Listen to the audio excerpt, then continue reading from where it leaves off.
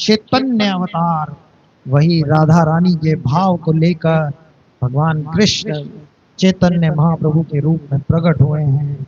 युग धर्म नाम प्रेम केल प्रचार, उन्होंने इस युग में का जो सर्वोत्तम धर्म है वो भगवान नाम संकीर्तन का प्रचार किया और जीवों को प्रेम प्रेम और संकीर्तन का प्रचार करने के लिए भगवान श्री कृष्ण राधा जी रानी के भाव में प्रकट हुए हैं।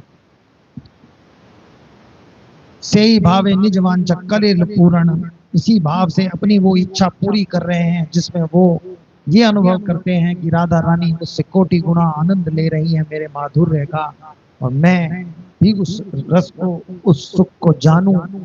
वो सब कुछ जान लेना चाहते हैं, ऐसी उनमें इच्छाएं हैं, तो उस सुख को भी वो जान लेने के लिए अवतार ले रहे हैं। अवतार यही वांछा मूल कारण, यही उनके अवतार का मुख्य उद्देश्य बता रहे हैं कृष्णदास कविराज जी की राधा रानी के भाव का अनुभव करने के लिए श्री कृष्ण ने चैतन्य महाप्रभु के रूप में अवतार लिया।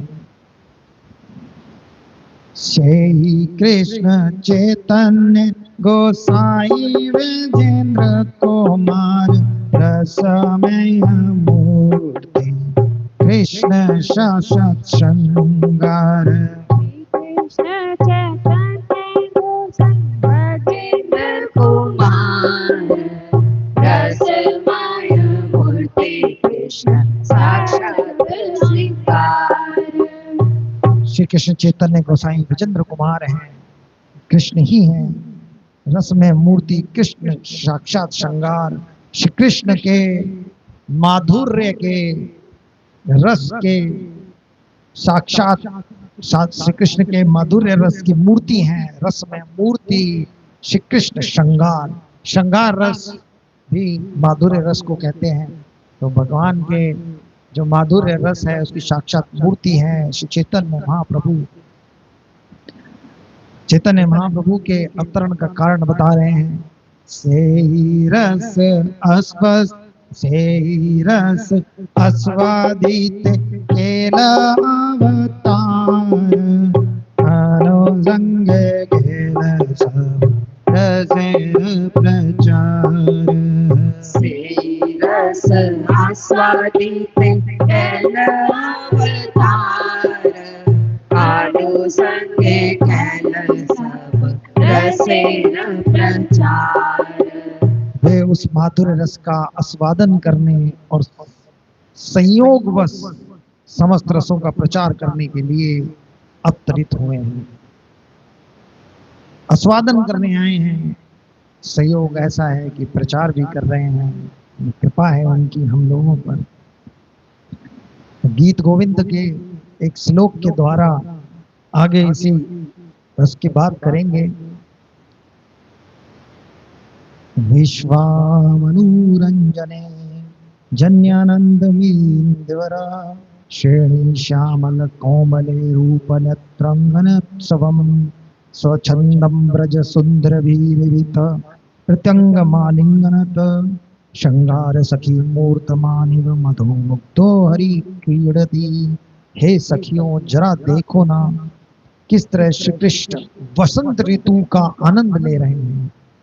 उनके प्रत्येक अंग का आलिंगन गोपियों द्वारा हो रहा है। वसंत ऋतु चल रही है, चौओर ब्रज वृंदावन में सुंदर सुंदर फूल खिले हैं, सभी पेड़ और पौधे खिलखिला रहे हैं। वसंत का मौसम प्रकृति के लिए बहुत ही अत्यंतिक सुंदर होता है, और उस वसंत में श्री कृष्ण आनंद से विचरण करते हुए उनके प्रत्येक अंग का आलिंगन गोपियों द्वारा हो रहा है, जिससे वे साक्षात श्रृंगार मूर्ति प्रतीत होते हैं, माधुर्य की मूर्ति प्रतीत हो रहे हैं।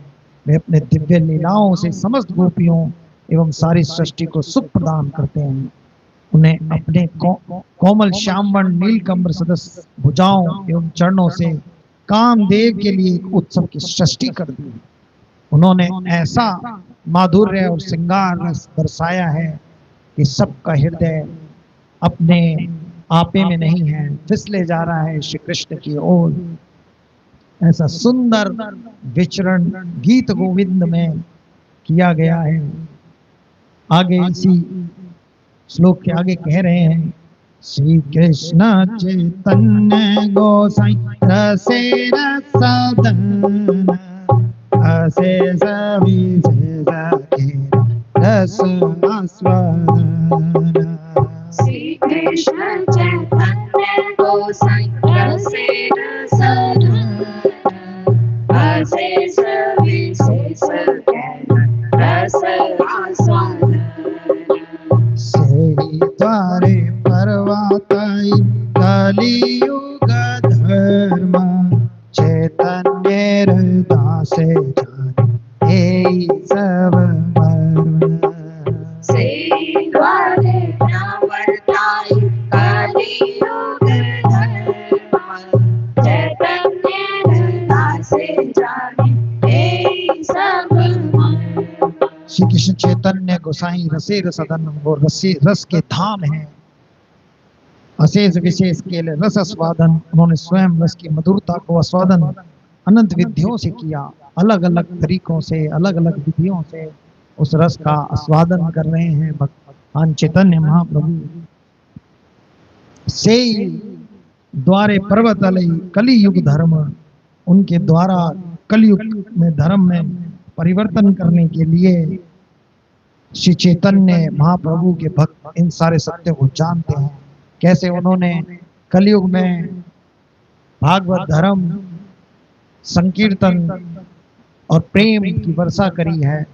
जीवों को सभी धर्म कर्म से निकालकर भागवत धर्म की उत्तम शिक्षा देकर और संकीर्तन का साधन देकर और भगवत प्रेम की प्राप्ति का लक्ष्य प्रदान किया। ये सब सत्य उनके विषय में, जो सारे सत्य हैं, उनके जो भाव हैं, राधा रानी वाले जो उनके अंदर भाव हैं, ये सब उनके जो अनुचर हैं, जो उनके भक्त गण हैं, वो जानते हैं।